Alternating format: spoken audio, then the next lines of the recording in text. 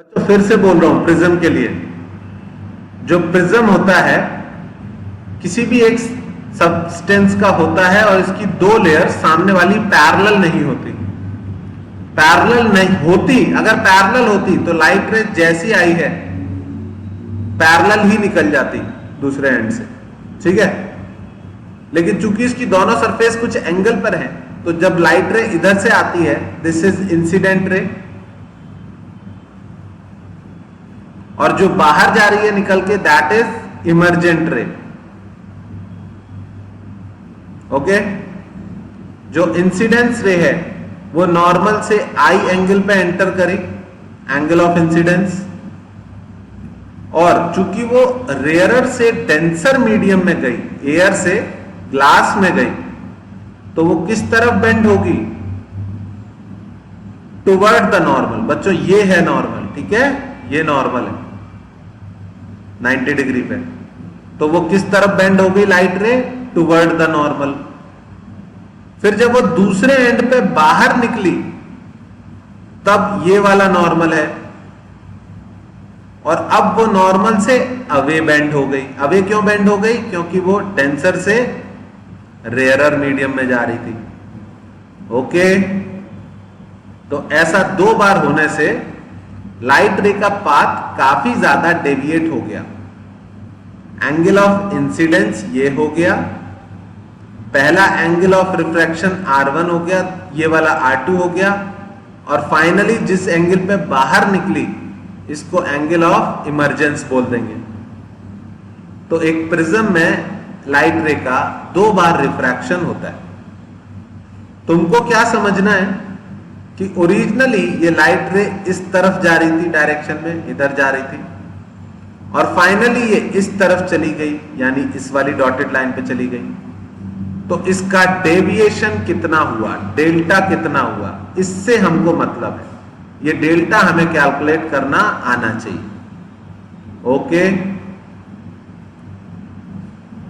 अब इस डेल्टा को कैलकुलेट करने के लिए अगर तुम ध्यान से देखो तो ये दोनों एंगल चाहिए होंगे, क्योंकि delta is equal to alpha plus beta होगा। डेल्टा किसके बराबर होगा? अल्फा प्लस बीटा, और alpha is nothing but I minus R1। ध्यान से देखोगे तो पता चल जाएगा, ये पूरा I होगा और ये होगा I माइनस R1, और beta will be E minus R2। तो जो डेविएशन आया लाइट रे का वो कितना हुआ? I plus E minus R1 plus R2। ये हमारा पहली इक्वेशन आई। ओके, ये पहली इक्वेशन है।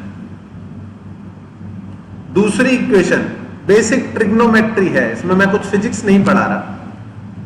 अगर R1 ये वाला एंगल है तो ये पूरा एंगल होगा 90 माइनस R1, ऐसे ही सामने वाला होगा 90 माइनस R2। तो 90 minus R1 plus A plus 90 minus R2, इस ट्राइंगल के तीनों एंगल हो गए, और उस हिसाब से ये तीनों का सम 180 होना चाहिए। 90 90 180 कट जाएगा, A की वैल्यू आ गई R1 प्लस R2। ये R1 प्लस R2 की वैल्यू निकाल ली मैंने इधर A। यहां तक भी सबको क्लियर है? तीसरी चीज, मैंने डेविएशन का ग्राफ बनाया एंगल ऑफ इंसिडेंस के साथ। क्या बनाया मैंने? डेविएशन का ग्राफ एंगल ऑफ इंसिडेंस के साथ। तो मैंने देखा अलग अलग एंगल ऑफ इंसिडेंस पे अलग अलग डेविएशन आ रहा है, पर एक पर्टिकुलर वैल्यू पर डेविएशन कितना आ रहा है? मिनिमम। तो इस पर्टिकुलर वैल्यू पर मैंने ऑब्जर्व किया कि पूरा का पूरा स्ट्रक्चर एकदम सिमेट्रिकल है। मिनिमम डेविएशन तब आता है जब I E के बराबर हो एंड R1 R2 के बराबर हो। उस कंडीशन में डेविएशन क्या आया? मिनिमम आया। तो एट मिनिमम डेविएशन, किस पर? मिनिमम डेविएशन पर, डेल्टा मिनिमम पर I और E बराबर होंगे तो इसको 2I लिख सकते हैं। और R1 R2 तो बेचारे हमेशा ही किसके बराबर होंगे? A के बराबर, तो उनको A लिख सकते हैं। तो I की वैल्यू आ गई delta minimum plus A by 2। बच्चों पेशेंटली देखते रहना, ठीक है? ओके, पेशेंटली देखते रहना। लास्ट चीज, एट मिनिमम डेविएशन R1 बराबर होगा R2 के।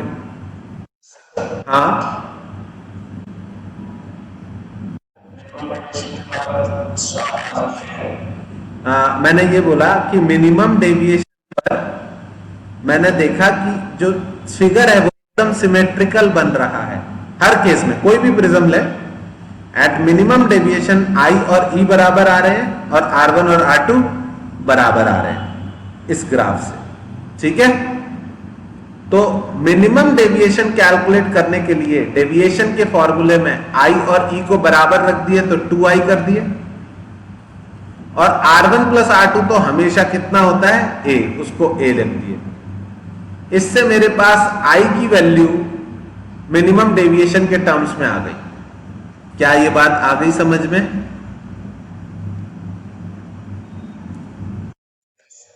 ओके, ऐसे ही एट मिनिमम डेविएशन R1 और R2 बराबर है तो A की वैल्यू मैं 2R1 लिख सकता हूं और R1 को A बाई 2 लिख सकता हूं। मुझे R1 मिल गया, मुझे I मिल गया, मुझे डेल्टा कैलकुलेट करना है। अब मैं पहली बार रिफ्रैक्शन का यूज करूंगा। रिफ्रैक्शन का क्या यूज करूंगा मैं बोलूंगा μ1 sin I is equals to μ2 sin R। पहले रिफ्रैक्शन के लिए μ1 1 हो जाएगा, sin I को मैं लिख दूंगा delta minimum plus A by 2। कहां से आया ये? यहां से। इज इक्वल्स टू μ2 को मैं म्यू लिख दूंगा और इसको लिख दूंगा साइन A बाई 2। अगर तुम वंडर कर रहे हो कि इतना गंदा फॉर्मूला याद रखना पड़ेगा, तो हां, तुम्हें इतना गंदा फॉर्मूला याद रखना पड़ेगा।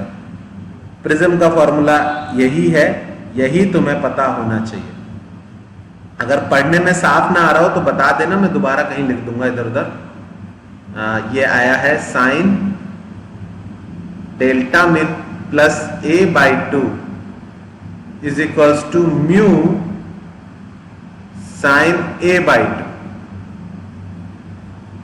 और अगर A बहुत छोटा है तो बहुत ही मस्त फॉर्मूला बन जाता है, delta minimum is equals to, ये साइन साइन को हटा देंगे। अगर A बहुत छोटा है, अगर ये एंगल्स बहुत छोटे हैं तो साइन थीटा को थीटा लिख सकते हैं, तो साइन साइन हट जाएगा और डेल्टा मिनिमम आ जाएगा म्यू माइनस 1 इंटू A।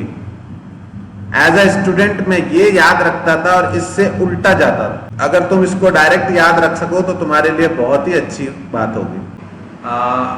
तुमको वो समझ में आया अप्रोक्सीमेशन क्या किया मैंने? A plus delta min by 2 is equals to mu sine A by 2 हो गया था। और फिर मैंने बोला कि अगर थीटा बहुत छोटा है, ये कब यूज करना है? When angle of prism is very small. A की value less than 5 degree 10 degree ऐसा कुछ, ठीक है, जिसका साइन कॉस हम कैलकुलेट नहीं कर सकते। अगर A की वैल्यू 5-10 डिग्री के अराउंड हो या उससे भी कम हो तो आप क्या अप्रोक्सीमेशन लगा सकते हो? थीटा, क्योंकि रेडियन में बहुत छोटी हो जाएगी बच्चों। ये डिग्री में तो 5-10 लग रही है, रेडियन में ये हो जाएगी 5 इंटू पाई बाई 180। तो रेडियन में ये बहुत ही छोटी हो गई। तो आपको क्या करना है, थीटा टेंड्स टू 0 पर sine theta equals to tan theta equals to theta, ठीक है। A plus delta min by 2 is equals to mu into A by 2। ये काटा और डेल्टा मिन का फॉर्मूला आ गया म्यू इंटू ए माइनस ए, हो गया म्यू माइनस 1 इंटू ए। आई बात समझ में?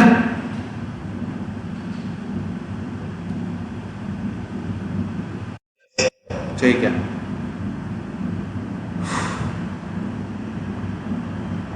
ओके, तुमको प्रिज्म का प्रूफ ही सीखना पड़ेगा बच्चों, अदरवाइज इसके अच्छे क्वेश्चन नहीं होंगे। मेंस लेवल के तो बिल्कुल नहीं होंगे। नीट में हो सकता है अप्रोक्सीमेट वाले आ जाएं, पर सच बताऊं तो मुझे लगता है नीट में भी मुश्किल ही है। मैं तुम्हें एक क्वेश्चन देता हूं,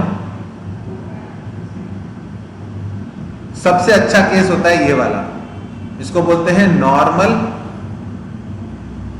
इंसिडेंस।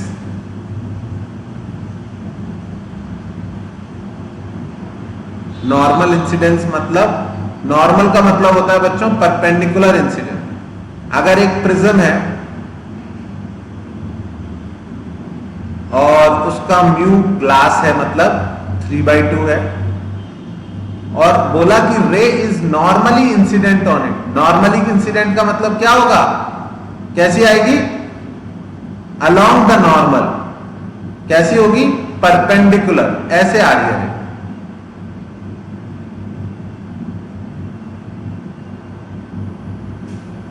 और ये एंगल दिया हुआ है 30 डिग्री। तो क्या आप इस रे के लिए डेविएशन कैलकुलेट करने की कोशिश करोगे? अब आप इसमें डेल्टा मिन का फॉर्मूला यूज नहीं कर सकते, क्योंकि डेल्टा मिनिमम पे I equal to e and R1 equal to R2 होना चाहिए। यानी डेल्टा मिनिमम के केस में हमेशा फिगर कैसी बनेगी, एकदम सिमेट्रिकल वाली। सिमेट्रिकल से मेरा मतलब है ये वाली। डेल्टा मिनिमम के केस में बच्चों एंगल ऑफ इंसिडेंस और एंगल ऑफ इमर्जेंस बराबर होंगे, और R1 और R2 भी बराबर होंगे। ओके, तो इस केस में आप डेल्टा मिनिमम का यूज नहीं कर सकते, आपको लॉजिक लगाना पड़ेगा। ट्राई करो थोड़ा सा। नहीं, मैं नहीं बोलूंगा फिर सर, आप मैं भी क्यों फालतू में मेहनत कर रहा हूं। इस केस में एंगल ऑफ इंसिडेंस कितना लोगे आप? पहले वाले रिफ्रैक्शन के लिए एंगल ऑफ इंसिडेंस कितना होगा? 90 नहीं होगा बेटा, 0 होगा। 0 होगा। नॉर्मल के साथ एंगल लेना होता है। समझ में आई बात?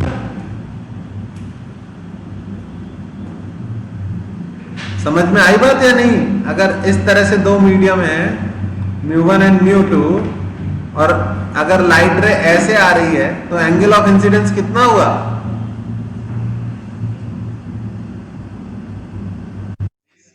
0। ऐसे आ रही है तो 30, ऐसे आ रही है तो 60, ऐसे आ रही है तब 90 होगा। समझ में आई बात?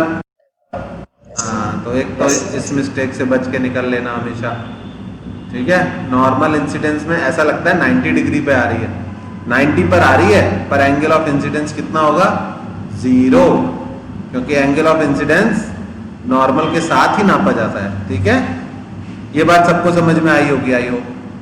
अब पहले वाले रिफ्रैक्शन के लिए आप कर सकते हो μ1 sin I is equal to μ2 sin R1, okay. और इससे हो जाएगा R1 भी 0 ही आ जाएगा। अगर 90 डिग्री पर आ रही है बच्चों तो बिना डेविएशन के चली जाएगी। एंगल ऑफ इंसिडेंस अगर 0 है तो ये भी sin 0 0, sin R1 भी कितना आ गया? 0। तो R1 इज ऑल्सो 0। यहां तक भी किसी को कोई दिक्कत नहीं होनी चाहिए।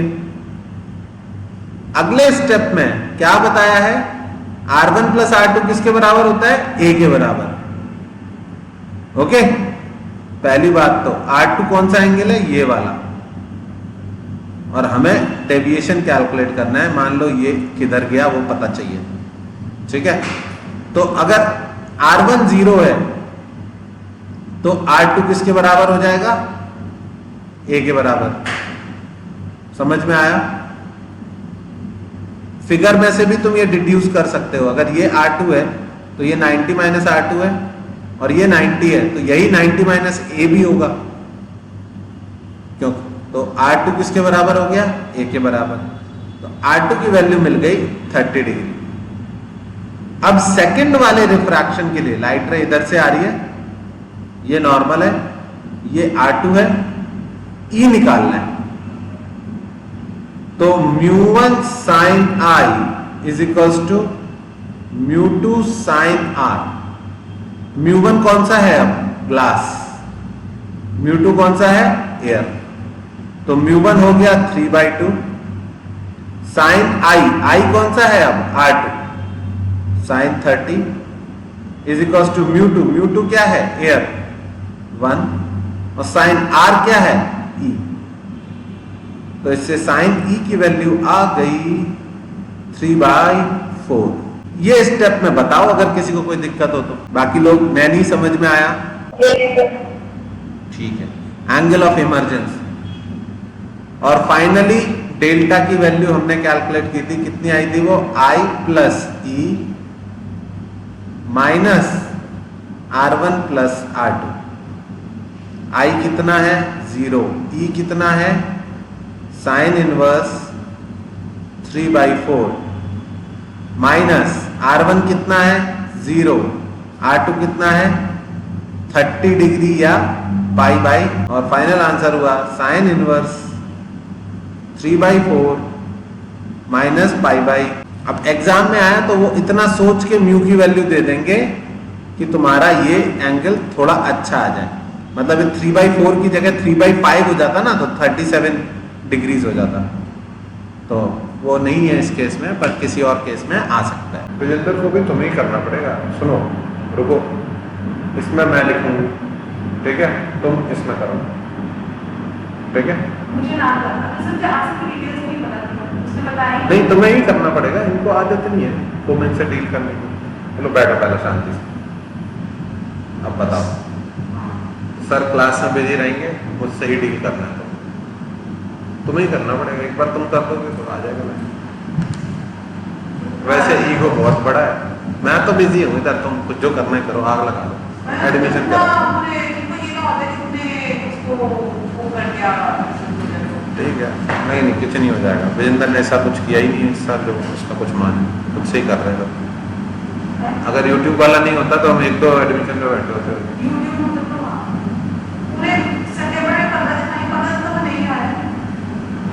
15 दिन की छुट्टी है। अगर यूट्यूब वाला नहीं चला होता दिमाग,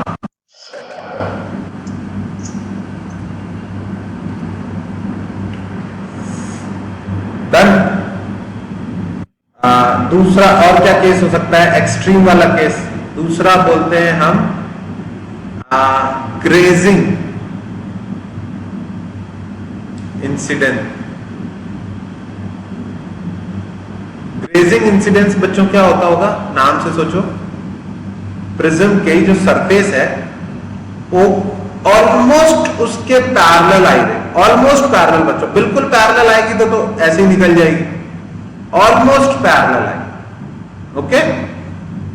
तो ऑलमोस्ट पैरेलल में आप angle of incidence almost 90 degree मान सकते हो। आई की value tending to 90 degree. I know कि 90 डिग्री पॉसिबल नहीं है, हम टेंडिंग टू 90 मान के सॉल्व कर लेंगे। सबको आई बात समझ में? ग्रेजिंग इंसिडेंस और नॉर्मल इंसिडेंस दो तरह के हो सकते हैं, और कोई नहीं आएगा। ऑलमोस्ट टेंडिंग टू 90 डिग्री, ठीक है? और अगर म्यू की वैल्यू वही ले लेते हैं, कितनी? म्यू की वैल्यू से 5/3 दी हुई है, ठीक है? तो और ये एंगल दिया हुआ है 60 डिग्री।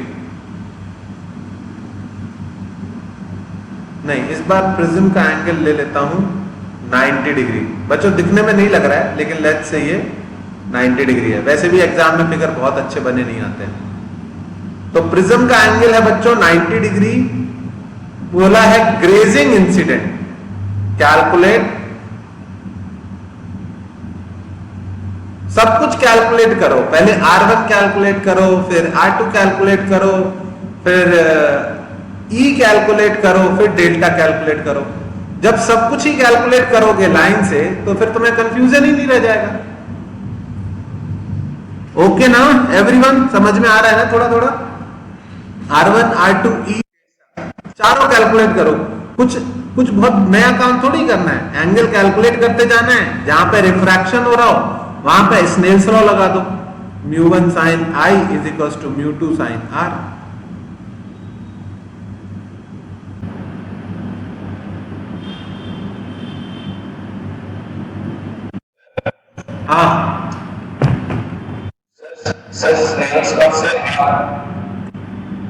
सबसे पहले रिफ्रैक्शन के लिए μ1 होगा एयर का, sin I sin 90 पुट करना है, ऑल्दो वो एंगल 90 से थोड़ा सा छोटा है पर 90 पुट कर सकते हैं। μ2 होगा 5/3 और sin R ये क्या है, पहला वाला कौन सा बोला जाता है, R1, तो sin R1। यहां तक सब लोग पहुंचे?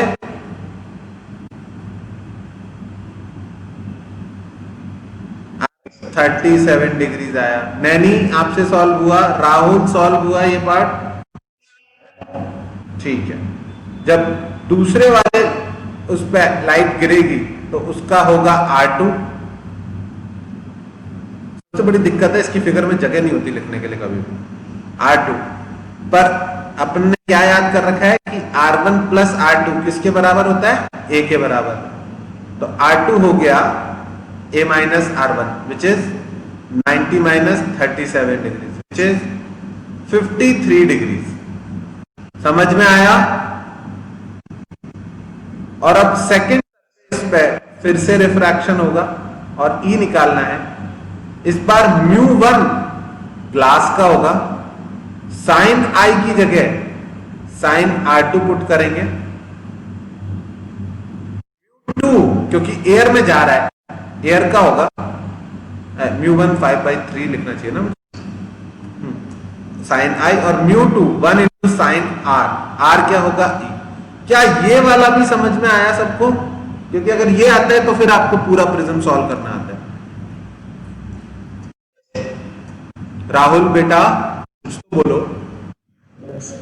पक्का ना? sin 53 कितना होता है?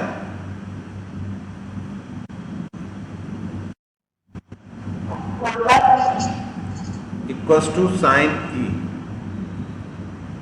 तो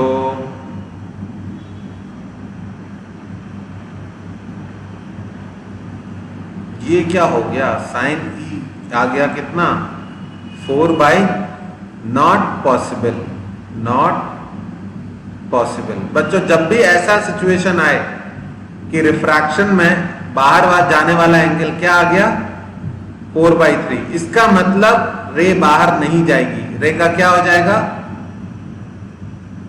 TIR। समझ में आई बात है नहीं? अगर कभी भी आप किसी क्वेश्चन में सॉल्व करते जाओ और फाइनल एंगल ऑफ इंसिडेंस कोई भी एंगल कितना आ जाए, 1 से बड़ा, इसका मतलब रे बाहर नहीं जा पाएगी, उसका क्या हो जाएगा, TIR यानी टोटल इंटरनल रिफ्लेक्शन। ये बताया मैंने।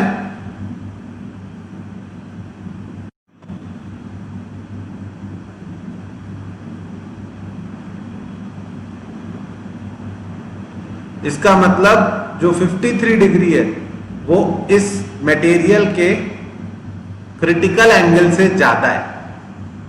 ओके, क्रिटिकल एंगल क्या होता है, जिससे ज्यादा एंगल ऑफ इंसिडेंस पे रे बाहर नहीं जा पाती डेंसर मीडियम से। तो इस मटेरियल का क्रिटिकल एंगल आई थिंक छोटा आएगा, 37 डिग्रीज आएगा, और यहां हम कितने एंगल पे डाल रहे हैं, 53 डिग्री पर रे डाल रहे हैं। तो इन रियलिटी मैं अगर ठीक से फिगर बनाता तो ये एंगल थोड़ा बड़ा बनता और तब आपको दिख जाता कि ये एंगल ऑफ इंसिडेंस काफी बड़ा है। नंदलेस कैलकुलेशन करते टाइम अगर आपका एंगल 1 से बड़ा आ गया, साइन थीटा 1 से बड़ा पॉसिबल नहीं है, नॉट पॉसिबल, तो इसके दो ही मतलब हो सकते हैं, या तो आपने कैलकुलेशन मिस्टेक करी है, या फिर it is not possible for the ray to go out, it will not go out, it will go under total internal refraction. Is this clear to everyone? हाँ, टोटल इंटरनल रिफ्रैक्शन याद है ना, बताए थे जब, कि ऐसे है, अगर इधर डेंसर मीडियम है म्यू और इधर एयर है, तो अगर एंगल ऑफ इंसिडेंस बहुत ज्यादा बढ़ाया तो एंगल ऑफ रिफ्रैक्शन 90 हो जाता है, और अगर एंगल ऑफ इंसिडेंस इससे भी ज्यादा बढ़ाया तो रे बाहर नहीं जा पाती, वापस अंदर आ जाती। ओके, और इस वाले को क्रिटिकल एंगल बोलते हैं। किस वाले को? ब्लैक से जो बनाया मैंने, इसको क्रिटिकल एंगल बोलते हैं। क्रिटिकल एंगल कितना होता है? Mu sine theta c is equals to 1 sine 90, which is sine theta c is equals to 1 by mu. पिछले केस में म्यू 3/5 था, नहीं 5/3 था, तो 5/3। तो पिछले केस में ग्लास का क्रिटिकल एंगल 37 था और हमारी रे अंदर से 53 डिग्री पर आ गई, इसलिए वो बच्चों बाहर नहीं जा पाई। क्या ये समझ में आया?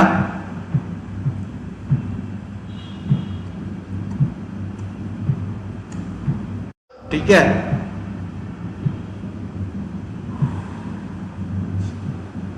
यहां पर रे ऑप्टिक्स की थ्योरी खत्म होती है।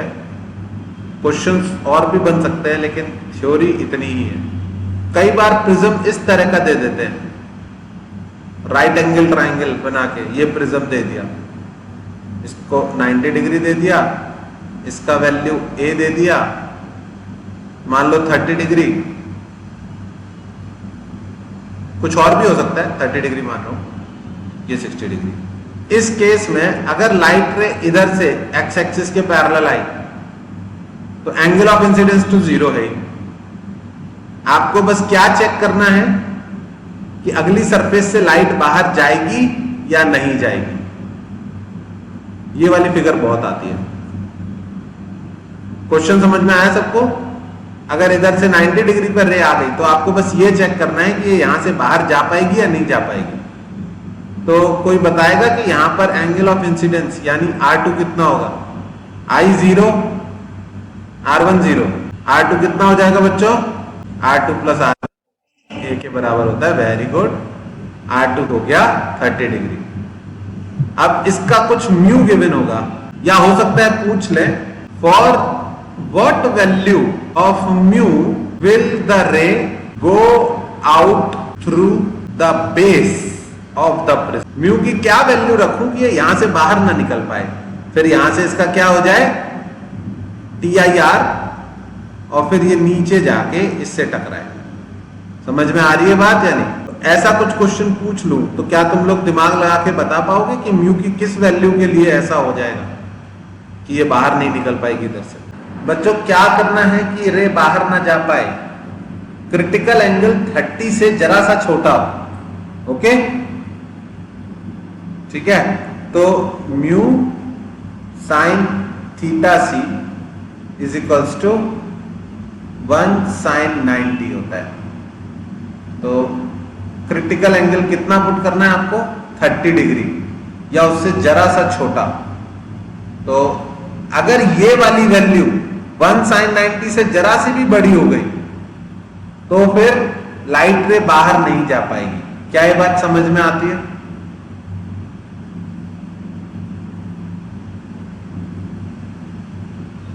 ध्यान से सोच लो, ये है, इधर से रे आ रही है, अगर ये एंगल, जो भी एंगल ऑफ इंसिडेंस है आई 30 डिग्री है, कल को कुछ और भी हो सकता है, तो इसको समझो, इधर म्यू है और इधर एयर है, तो म्यू साइन आई 90 डिग्री पे जाने के लिए क्या होना चाहिए? इक्वल टू 1 साइन 90 होना चाहिए। अगर ये उससे भी बड़ा है तो रे बाहर जा ही नहीं सकती, अगर ये 1 sin 90 से भी बड़ा है, यानी 1 से बड़ा है, तो क्योंकि ये वाला एंगल 90 से बड़ा नहीं हो सकता ना, तो अगर ये 1 sin 90 से बड़ा है तो ये रे बाहर नहीं जा पाएगी। तो mu greater than 1 by sine I, यानी म्यू अगर ग्रेटर है 1 बाई, इस केस में साइन 30, तो if mu is greater than 1 by 1 by 2, यानी अगर म्यू ग्रेटर देन 2 है तो लाइट रे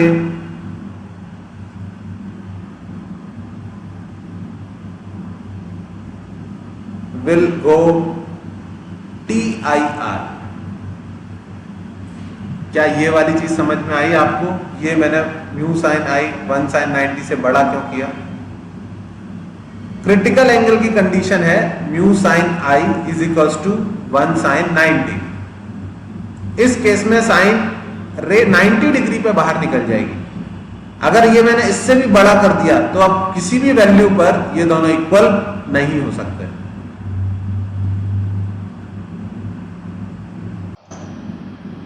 अच्छा, ये TIR को लेके उतने क्वेश्चंस नहीं करे हम लोगों ने, तो एक जनरल क्वेश्चन बता दो। इफ इट इज एयर और यहां पर म्यू जो है वो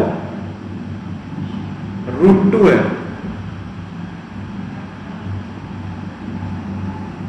ठीक है, तो क्या हुआ? यस, TIR की क्या कंडीशन है? μ1 sin I is equals to μ2 sin R। भाई क्वेश्चन देखते ही तो तुम नहीं पहचान लोगे, पर जैसे ही वैल्यूज पुट करोगे √2 इंटू साइन 60 होता है √3/2 is equals to μ2 into sine R। अब ये कितना आ गया? √3/√2 आ गया is equals to sine R। Not possible, 1 से बड़ा ही है। दिस इज रूट ऑफ 1.5, ये अप्रोक्सीमेटली 1.23 के अराउंड आएगा। 3/2 देखते ही समझ जाओ कि this is not possible, so there will be TIR happening over here at the same. समझ में आया बच्चों कैसे यूज कर सकते हैं TIR की कंडीशन? अगर μ1 sin I is greater than μ2 sin 90 तो TIR होगा। अब 99% बाहर की तरफ एयर ही रहता है, तो हम बोल सकते हैं अगर μ1 sin I is greater than 1 तो क्या हो जाएगा? Condition of TIR। इसको अलग से नोट बना के लिख लो और रटना मत, प्लीज समझ लेना, क्योंकि कल को μ2 एयर के अलावा कुछ और भी आ सकता है। ओके।